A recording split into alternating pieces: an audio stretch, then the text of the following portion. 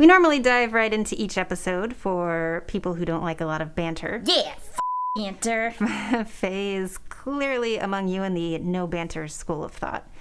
Whereas I can handle a little bit as a longtime server who's rather confident in my mastery of the art of small talk. Petite, diminutive, piddling, microscopic. I also have mastered the small talk. Very good. So we'll keep this short. Condensed, terse, precise. I have also mastered the short talk. Before we jump into this episode, we wanted to take a moment to thank you for supporting us. Thank you. We have a bunch of new subscribers, as well as friends we have begged to subscribe. Also gay. Or threatened. Yeah. So whichever of those categories you fall into, thanks for being here. Yeah. From the bottom of our shriveled, black, grinchy little hearts. I keep mine in a shoebox under my bed. You keep your heart in a shoebox? Yeah, I don't really use it. Isn't that where old people put things to keep them safe? I think it's under the mattress, but yeah, basically. Okay, yeah, well. On a related note, we have been cracking jokes about having a Patreon for, I think, since episode 1, actually. And we still don't have one. Ta-da! But, I mean, not fully. But, so if you went looking for a Patreon, we'll have to make you stickers or something at some point. However, we do have a tip jar now. Because we're part of the gig economy. So you can find it on our website at deathpartypodcast.com. We have a website. And drop us some love in there. Every little bit helps. We put lots of time and effort into bringing you interesting content. And your donations let us know that you are here for it and help us keep going. Yeah. Any amount counts and helps us with equipment, gas money, and the like. You wouldn't want us to have to resort to grave robbing now, would you? You mean tomb robbing, eh? Oh, leading into our today's subject. So yeah, I mean, I obviously just went in for a shill there, but seriously, like, thank you so much for being here. Whether you're a friend, if you're someone we just met on the internet, or even a total stranger. A stranger's just a friend you haven't met yet. Or a serial killer. Well, yeah. We are absolutely pleased as punch that you have found us. Mm-hmm. And as we are also podcast fans, we know there are some super excellent ones. So thank you for adding us to their ranks in your listening queue. You did add us, right? Please.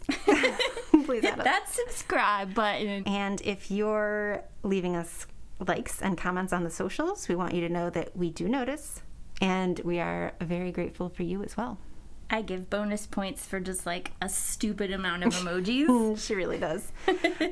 Seems like a good time to tell you that your friendship has really caused me to up my emoji game. My mission here is done. So yeah, it really makes our day and lets us know that all our effort is making someone else's day a little bit better. Hopefully. Maybe making your death anxiety a little easier to deal with. Or night terrors. If we're giving you night terrors, I count that as a win. I figure there's only a certain amount of them to go around, so the more of them that other people have, the less there is for me. It is like a pie. Everything is a limited resource here. Yeah. We want to get to know you better, so if you want us to cover a particular topic or elaborate on a particular tangent, your feedback motivates us to spend more time working on the show and finding topics you'll like. Or ones that give you night terrors. I mean, same diff. If you want us to cover a particular topic or elaborate on a particular tangent, tangents are my fave. Leave a message on our Twitter or Instagram and say hi. We try to respond to everybody. If there's more than 5 emojis, you will know it's from me. Yeah, I'm at the point where I probably leave about 3 now, so it's a fine line, but we can usually tell. Mine's 5 minimum. Right. A special thank you to Antoinette, who generously offered to help with research and transcription. We said this was going to be brief, didn't we? I think by now people know neither one of us does brief. Yeah. Brief is for underpants. Did it keep you from skipping ahead? Sometimes it pays to lie. Don't lie, kids. Don't skip ahead either. You'll miss the part where we discuss the location of the buried treasure. Ooh. Just do like me and drift off, thinking about what kind of snacks you're going to have later. It's the live version of skipping ahead, and you don't have to hit that little fast forward button, which is safer if you're driving or eating something that makes your fingers sticky. Yeah. All right. Or doing something else that makes your fingers sticky. Okay. I thought this was a PG show. I've heard people do it when they're driving. Anyway, don't do that. Not while you're driving. Not Just while pull you're over. Not while you're driving. It's very endangering. Whatever. I'm not judging. Everything has its time and place.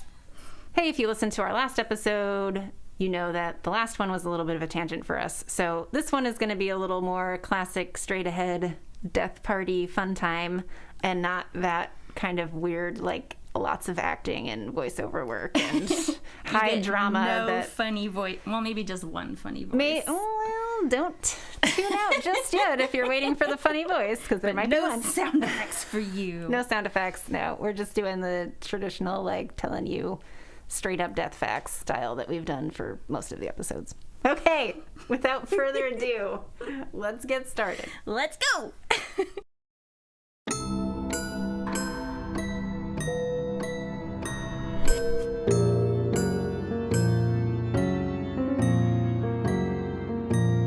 Death party.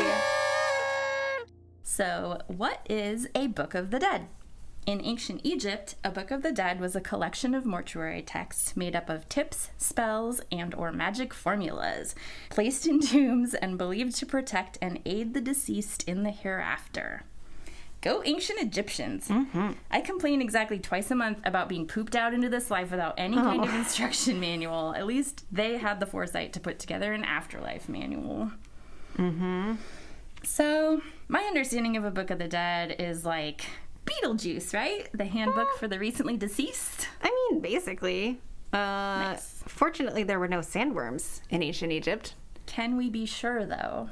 Well, what with the prolificness? I believe it's prolificticity. Prolificticity with which the ancient Egyptians left hieroglyphs. It stands to reason that we'd have seen them by now in the art that they left behind. I suppose. Maybe it's like a kraken. Urban legend until proof finally surfaces thousands of years later, and we are no longer forced to deny that the world is magic. I was just thinking about that yesterday. Hey. We are so psychic. Yeah. I was listening to a podcast about whether the Loch Ness Monster could be real or not, and I was remembering when nobody was sure that the Kraken was a thing yet, but in my heart of hearts, the one in the shoebox under the bed, right, I knew the truth. So, ancient Egyptian sandworms. Somewhere out there is a hieroglyph to back this up. If you're listening and you refuse to not believe like I do and have insider knowledge of a sandworm hieroglyph, post it on our socials and tag us. Ancient sandworm truth seekers, unite! If this person is one of our audience, then I feel like they probably got better things to do, but hey, I'll take it. I would definitely not turn it down. So I think people need to be briefed on ancient Egyptian beliefs for post-deadening before anything else will really make sense. I'll keep it short, condensed, terse, precise, and thusly not do justice to the rich cultural heritage of a civilization which served as a blueprint for many later civilizations. Yeah, screw all that. That sounds like work. But damn it, why would I let that stop me? Work. Okay. Egyptians saw Egypt as the most perfect land in the world. This is what you call nationalism, folks. And the center of the universe. They believed that their country's environment and natural and social orders were established by the gods. They had this really important central concept, which was called Maat. Oh yeah, disclaimer, if we mispronounce shit, it's because we don't read hieroglyphs, so just deal with it. Yeah, I mean, and a lot of these things can be pronounced multiple ways because there were vowels missing or, yeah, we're not Egyptologists. Sorry. Yeah. M-A-A-T. You figure it out. Yeah. So Maat, which is a divine order or cosmic balance. And we're going to come back to that. It's super important to ancient Egyptian culture, and it informs a lot of how they live their lives and also how they die. So it's going to be coming up a lot. Everyone had the duty of maintaining Maat, but pharaohs and priests bore more of this burden than the average Egyptian. People around here need to get their Maat together. Living within the laws of Maat meant that life could continue in Egypt, which, to reiterate, is the best thing ever because Egypt is the best. So to be Egyptian was to be of the best people, and to live and die in Egypt was the aspiration of every Egyptian. It was so pervasive that if an Egyptian died abroad, efforts were made to retrieve the body and return it to Egypt. If they were not able to return the body to Egypt, the afterlife could not be guaranteed for a person whose corpse stayed outside of Egypt. Wow, propaganda much? Shades of America. Turns out nationalism is really not that original of a concept. But yeah, we borrowed it from the Egyptians. Take that, racists! You have more in common with other ethnicities than you ever want to admit. And that's one of the many reasons why you're gross. You're gross. No, I wasn't talking to you. Oh, I was thinking about snacks again. What kind of snacks? Little cakes. Oh. So as long as we're talking about Egyptian beliefs and Egypt and Egypty stuff, I feel like this is worth mentioning. But in case you need the refresher, Egypt is one country on the continent of Africa, which has many other countries also on it. I didn't do well in geography. I only know that Italy is shaped like a boot. In my defense, if they just made more places in funny shapes like boots, then I would remember. Oh, yeah. I remember learning that as a kid, and it confused me a lot because the Arabian Peninsula is also boot-shaped. What? Well, now what's my excuse? Well, okay, so now it's just like, which boot are we talking about? Is it the sexy heeled thigh-high boot or the cozy Ugg boot? Right. But see, they can't make them all boots. That's just as hard to remember in a different way. They need to make the next one something different, like underpants or a big nose with a mustache. Start designing countries so we can remember them. How many times do we have to tell you? If any of this description of Egypt being the best and Egyptians being the best sounds like a rather lofty assessment of Egypt's place in the world at large, I would like to remind you that Egypt was one of the world's earliest urban and literate societies. I'm literate. You don't see me making a big deal out of it. Nerds. Women in ancient Egypt had a legal status only marginally inferior to that of men. Ooh, hey. Only marginally inferior. They were advanced. I mean, yeah, when you consider that this was thousands of years BCE and how many years women's rights have been advanced just in our lifetimes now, yeah, ancient Egyptians were highly progressive, or our society is practically in the Stone Age by comparison. Yeah, that second one, though. Well, women could own and dispose of property in their own right, and they could initiate divorce and other legal proceedings. They hardly ever held administrative office, but increasingly were involved in religious cults as priestesses or chantresses. In other words, ancient Egyptians had their reasons to think pretty highly of themselves. So, side note, thinking of changing my LinkedIn profile title to Chantress. Yes! I have a slinky black dress with a gold beaded snake design on the front that I've been saving to start a snake cult, but honestly, it sounds like a lot of work. Chantress, though, I'm halfway there. Yeah, I've seen that dress and it's pretty great, although I have yet to see it on you, but... Oh, I'm never gonna wear it. It just hangs in my closet and looks good. Oh, you have to, somebody has to wear it. Will it fit me? Maybe. Okay, all right, a snake cult. I'm listening. What would people do in the snake cult? Well, everybody would get a snake. Obviously, yeah. And then, I don't know, stand around with our snakes and look cool. Yeah. Magic spells, probably. Stuff like that. Okay. What are you going to wear to start your career as a chantress? I feel like we both go straight to picking out outfits, so I know you have it planned already. Ooh. What if I had, like, hardly any clothes, but it was just the snake hiding my naughty bits? Yeah! And then it moves around, and so I have to keep, like, angling my tit. I don't know. Just like, hey, can you cover the nips, please? Come on, snake. Perfect. To ancient Egyptians, the afterlife was considered to be a continuation of life on earth, and after one had passed through various difficulties and judgment in the Hall of Truth, they would arrive at a paradise which was a perfect reflection of one's life on earth.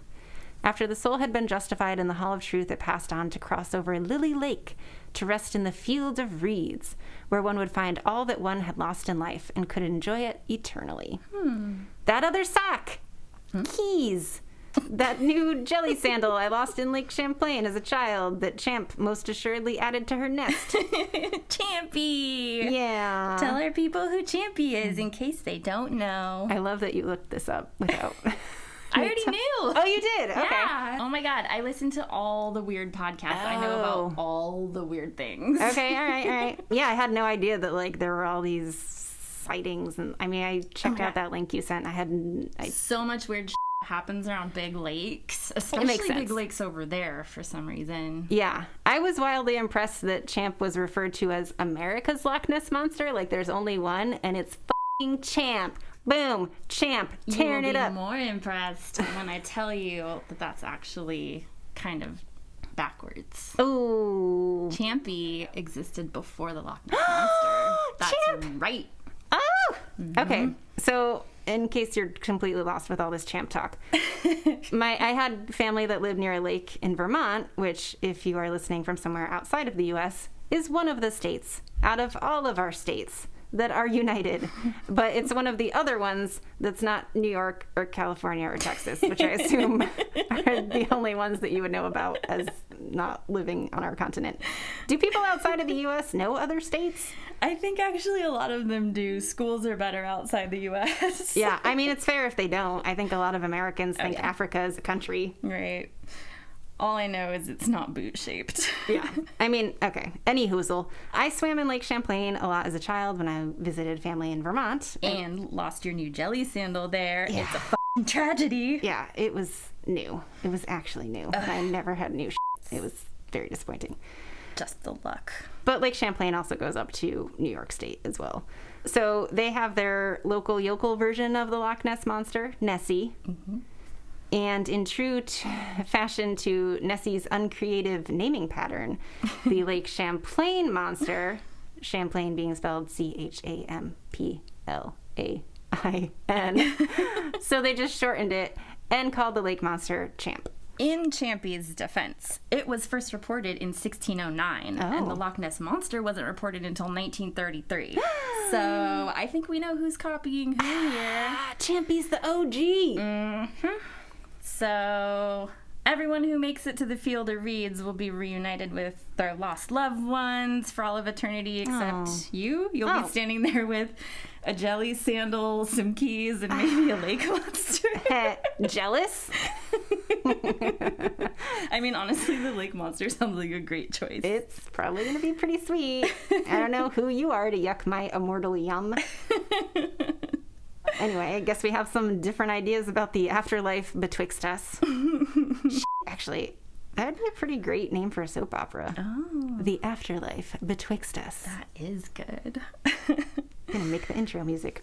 Okay, Lake Champlain has some crazy shit going on. It's like Skinwalker Ranch. Sorry for those of you who don't know what that is. Maybe we'll get into that some other time. But it's like Skinwalker Ranch and the Bermuda Triangle combined. It has reports of not only a lake monster, Champ, but multiple mysterious disappearances, including a lady with a wagon and her entire team of horses. Whoa. And a plane full of people that vanished after only 4 minutes of venturing out over the lake, never to be seen again. Yikes. Multiple UFO sightings, including 2 abduction stories that lined up under hypnosis. Whoa. An 18-story underground research facility linked to the CIA's MK Ultra mind control program. Hold on. 18 stories, all of them underground? Underground. Dang. Yeah. A prophetic ghost that foretold the location of his brother's future death. Oh, I want to be a prophetic ghost. I mean, you might be someday. That's pretty rad. Regular ghosts, only slightly less impressive. Mm-hmm. Bigfoot, that one possibly just a bear. Yeah. And shapeshifters or interdimensional werewolves. Whoa. I think those are probably the same thing, but I need to do more research. Yeah. Whoa, you got all that from a quick internet search? I did. I just searched lake and death. Yeah, that pans out, actually. Being the oldest part of the country, there's hardly anywhere in New England that doesn't have, like, 10 million ghost stories attached to it. Mm-hmm. And lakes, big lakes, are spooky. They're old. They smell funny. They've got all the elements. So, because it has nothing to do with the Books of the Dead, but it is so interesting, and it does have to do with death, Lake Champlain should probably be kind of its own thing. You came here today for Books of the Dead, damn it. So if you want to hear about Lake Champlain and its crazy connection to mysterious deaths and some other bizarro things like interdimensional werewolves, leave a comment on our socials letting us know that you want to hear more about the mysterious and deadly Lake Champlain. You can find us on Instagram and Facebook at Death Party Podcast and on Twitter at Death Party Pod because Twitter is difficult. Your comments have the power to steer us towards which episodes we tackle next, so speak up or forever rest in peace. Ooh. Okay. Wrap it up. Lake monsters and werewolves. Yeah. We are talking about mummies. Mummies. Get it? Wrap it up. Oh, okay. Mummies. Yeah. Nice job. The Egyptians believed that after their transitory life on Earth, they would move to a more permanent life in a place that was an enhanced Egypt. This place, which could be either subterranean and a mirror image of Egypt, or celestial, was often called the Fields of Aru, or Fields of Reeds. Here the deceased could live eternally at one with the gods. If it's a mirror image, are there big pointy holes in the ground instead of pyramids? Oh. Do mirror images have to go only sideways or can they go up and down? Ooh. I think up and down would be way more interesting. And then you could slide down the inverted pyramid holes without having to climb all the way to the tippy top first, which sounds exhausting. And I don't know how Egyptians did it. Yeah. Whee! Yeah, that's a good idea. I mean, you'd still have to climb out again afterwards, though. So seems like it'd be the same amount of work. No, the sandworms at the bottom just eat you up and you're done. Oof. Well, sideways, celestial, or upside down. In order to reach that paradise, one needed to know where to go, how to address certain gods, what to say at certain times, and how to comport oneself in the land of the dead, which is why an afterlife manual would be extremely useful. Kind of like how I know that at Harvard they have classes in how to comport oneself at a business dinner. Which one is the salad fork, and precisely on which bite of your petit four you're supposed to seal the deal or whatever. I knew all of that by the time I was 13 from devouring the giant book of etiquette at my local library. Right. Yeah, not that I went to Harvard, I just was around Harvard enough to know that they have classes like this. For all their students. Well, they don't have the very scary almanac, so I think we know who the real winner is here. Got it. I don't really know what else to say to that. Moving along. Yeah. Take that. The Egyptian Book of the Dead has been in existence for thousands of years. It originated from concepts depicted in tomb paintings and inscriptions from as early as the 3rd dynasty of Egypt, which I'm sure you know exactly what years that was, but so circa 2670 to 2613 BCE. And then by the 12th dynasty, so 1991, lots of neon, to 1802 BCE, these spells, with accompanying illustrations, were written on papyrus and placed in tombs and graves with the dead. Their purpose, as historian Margaret Bunsen explains... Margaret Bunsen. Margaret Bunsen. What does Margaret Bunsen sound like? Margaret Bunsen sounded a bit like this. That's what I thought. And also the other British lady I'm going to impersonate is going to sound a lot like that too. So... the purpose of the Egyptian Book of the Dead was to instruct the deceased on how to overcome... You're not doing a voice. Oh, right. This is a direct quote from Margaret Bunsen. This is what I'm here for.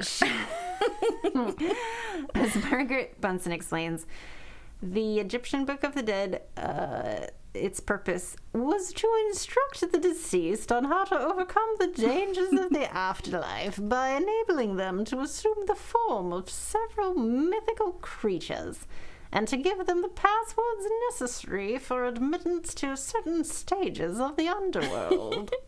I'm gonna be bummed out when somebody picks you up as voice talent and you have to quit the podcast because of all your crazy voices. They're gonna be like, your voices are great, your accents need lots of work. Why are they all Australian? So the books of the dead also served to provide the soul with foreknowledge of what would be expected at every stage. It's been known by several names throughout history. The most familiar is probably, as we've been saying, the Book of the Dead, since that's what Western scholars named it. But a more accurate translation would be the Book of Coming Forth by Day, or Spells for Going Forth by Day. Yes. And if that sounds like kind of a weird name, Coming Forth by Day actually refers to a process which involves breaking the bonds of death and coming forth to bask in sunlight in a spiritual sense. So it's both a vision and aspiration to overcome death, to go and come freely in heaven and earth and assume any form in any place one spirit wishes to be. Pretty fucking badass. Like, how cool is that? Yeah. Day also translates to into the light, which I think is so fucking interesting because even today, when we hear of near-death experiences, NDEs, to us experts. Yeah. That's experts spelled with a Z, in case anyone couldn't hear the difference. People today who have near-death experiences often say that they see a bright light and feel drawn to go into it, but then either get sucked back into their body or someone appears and tells them it's not their time to go yet. So if ancient Egyptians were drawn up scrolls with instructions and spells on how to go forth into the light, that is a serious parallel there. You know what I'm saying? I do.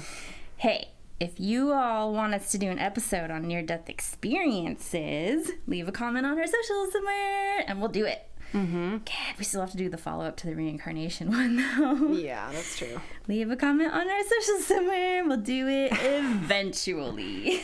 So now we're back to, we're going to introduce a new British character onto the scene. Yeah, this is a different British lady accent, just in case you were confused already. Yeah, if it sounds exactly the same, it's definitely something with your ears and not the way that I'm saying it.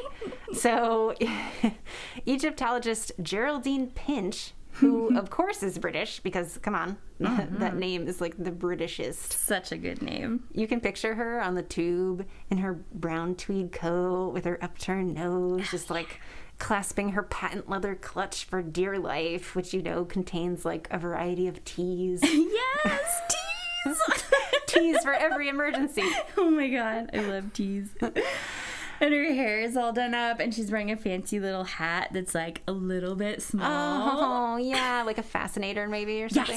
Yes. And she's sitting, teetering precariously on her seat edge, just ready at any moment to rearrange her bustle to accommodate a quick exit.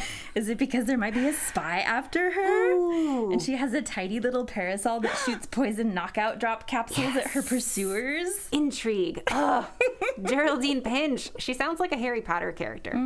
But like pre-transphobic J.K. Rowling Harry Potter character when she could do no wrong in our eyes. The good old days. Yeah. Anyway, so Geraldine Pinch explains. Do the voice. Ooh. The Egyptian Book of the Dead is a term coined in the 19th century CE for a body of texts known to the ancient Egyptians as the spells for going forth by day. I'm just picturing someone listening to this while they're driving and they're stopped at a light and people in the crosswalk can hear it coming out their car windows like, what the f***? That would be awesome. I hope British people aren't like, what do you think we are? You think we're all like that? I don't, I promise. Don't As come they're after me. sitting there drinking their tea, they're like, oh, such a gross generalization. Spitting it out, doing a tea spit take. How dare she?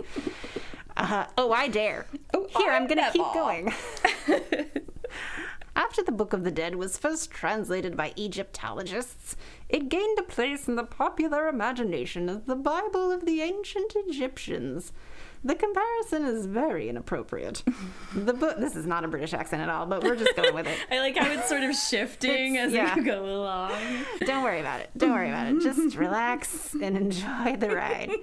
The Book of the Dead was not the central holy book of the Egyptian religion. It was just one of a series of manuals composed to assist the spirits of the elite dead to achieve and maintain a full afterlife. I feel like we're getting very close to Australia. Getting Super Australian. We're all just spinning around on this same crazy blue-green marble. Don't start with your marble again. What does it matter? We're all the same. We're all one. You're using your marbles. It's been said. No two copies of spells for going forth by day are exactly the same. They were created specifically for each individual who could afford to purchase one as a kind of manual to help them after death. I mean, I don't know. It sounds kind of like a car user manual. Like, yeah, they make them specific to each vehicle, but that doesn't make it any easier for a layman to follow the instructions. Especially if you're a woman. What if I break a nail trying to figure out how to change the serpentine belt or open a canopic jar? That's just shitty American car manuals. The Japanese ones are actually really easy to follow, only you don't need to because they don't break as often as American cars. Oh!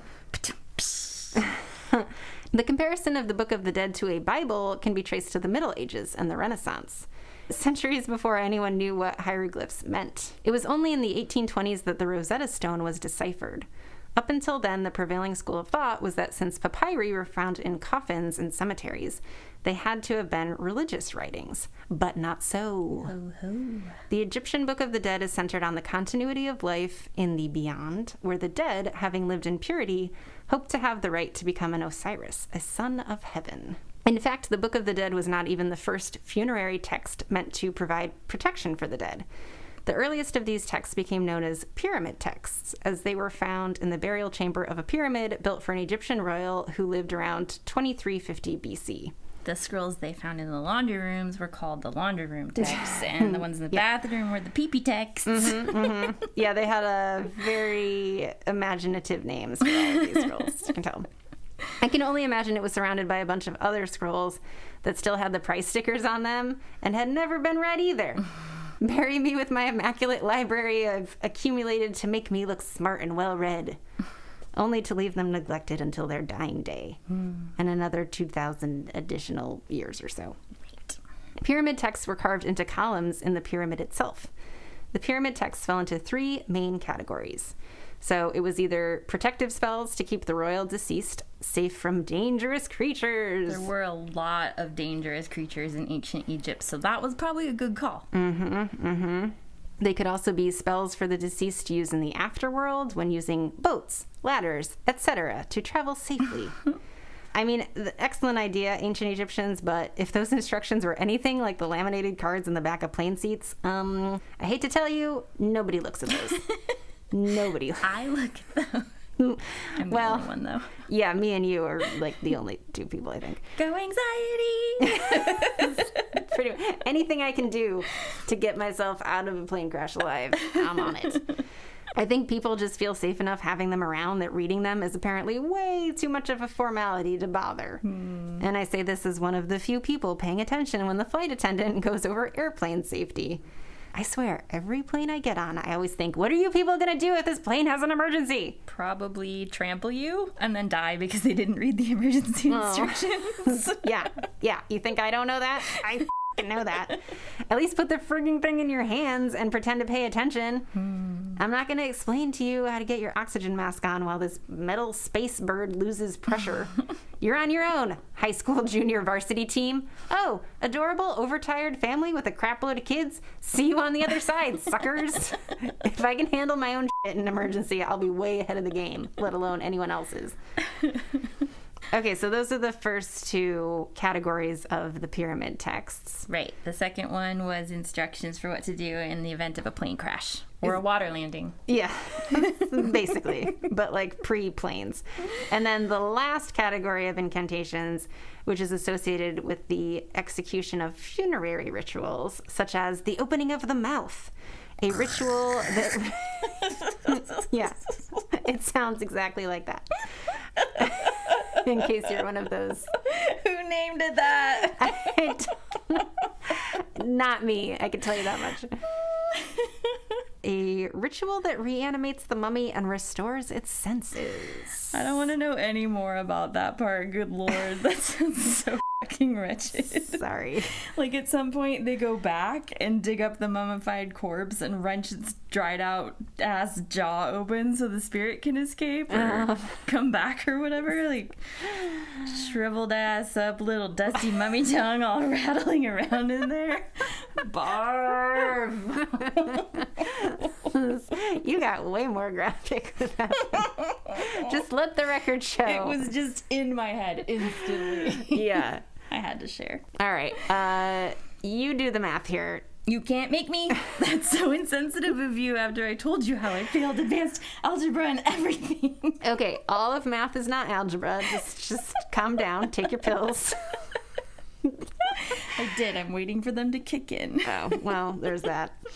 I'm just going to warn you, if you're a devout believer in Eurocentrism, you might not like this math. I mean, I didn't think we had much in common, but if they don't like math either, maybe they're not so bad. Yeah. I shall again entreat anyone listening to hold on to your religion butt for the next part. Butts. Okay, this is a little wordy. Just bear with me. So wordy. Just tune out and think about snacks for a minute. Always an option. This conception of the post-mortem judgment finds its most complete expression in the Book of the Dead, and it represents a most significant achievement in both the history of religion and of ethics. I wish you were doing a voice for this part. Sorry, it's just going to be thick, and you're just going to have to stick it out. You will be smarter after I finish reading this, don't worry. Just bear with it. I smell burning. No, just think about water. Think about water. Unless you have to pee, then think about Snacks. the Egyptian idea of judgment after death, which was symbolized by them with the balance or scales, can be traced on into the Roman period of Egyptian religion, passing into Coptic Christianity, into the Jewish texts, into Greek thought, and ultimately finding expression in medieval Christian art, with the archangel Michael assuming the role of master of the balance, which Thoth had held in ancient Egypt. Yeah, except Thoth was cooler because he had a little squiggly bird head, which is really funny to look at.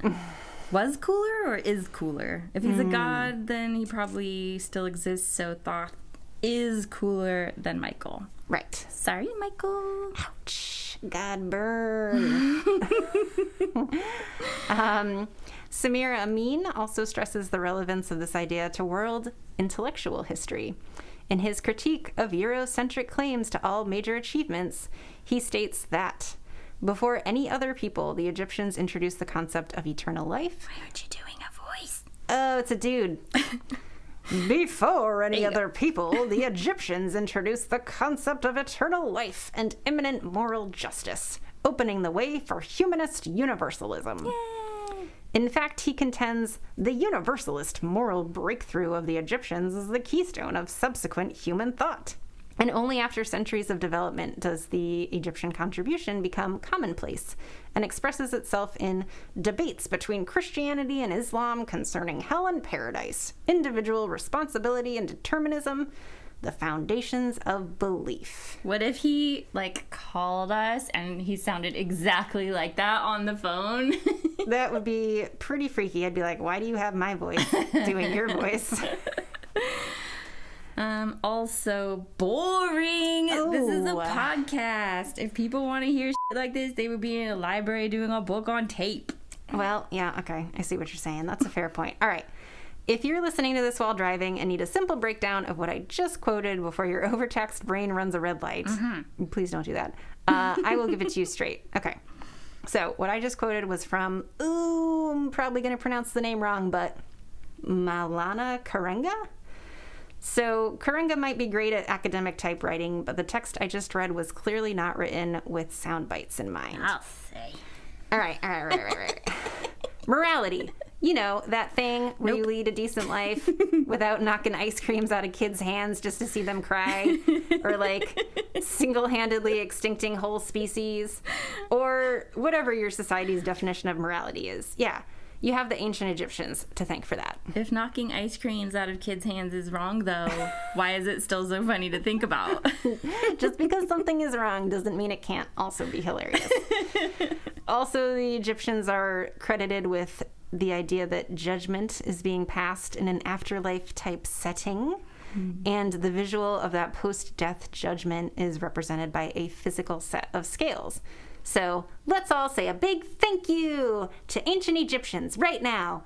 On the count of 3. 1, 2, 3. Thanks Thank for you, inventing ancient scales. Egyptians, for introducing us to the concepts of morality and soul weighing, vis-a-vis judgment and the afterlife. You didn't say the whole thing. Wow, yours was like way more detailed than mine. Did you say it with me at home? I don't care if you're listening to this at work. We owe them at least this much. Did you say it? Just say yes, make her happy. Because if one of those afterlife negative confessions is never have I missed the opportunity in life to show my gratitude for the ancient Egyptian culture, don't say I didn't warn you. I don't think it is though. Oh. Ooh, oh, you know what? Spoiler alert. No. You know what? That's all part of the plan. Yep. It'll be like a little scavenger hunt. Nothing to see here. Moving right along. Nope. Keep listening. And when we explain negative confessions later, try not to soak your pants in excitement because it is truly thrilling stuff there. So now you've been warned. It goes on for a really long time. You've been warned twice. Negative confessions. Can I get a what for negative confessions? Ugh, truly the most party time of all confessions. Death party. Did you know that you are probably already acquainted with the most popular spell from the Egyptian Book of the Dead? Do you know who eats your soul if you don't pass your afterlife quiz with flying colors? Is there anything you can do to skate through your test with the gods? If you've just been spending your life doing a bunch of stuff that you know they're really not gonna like. If you want to be the first to know when it comes out, subscribe. What have you got to lose besides your immortal soul?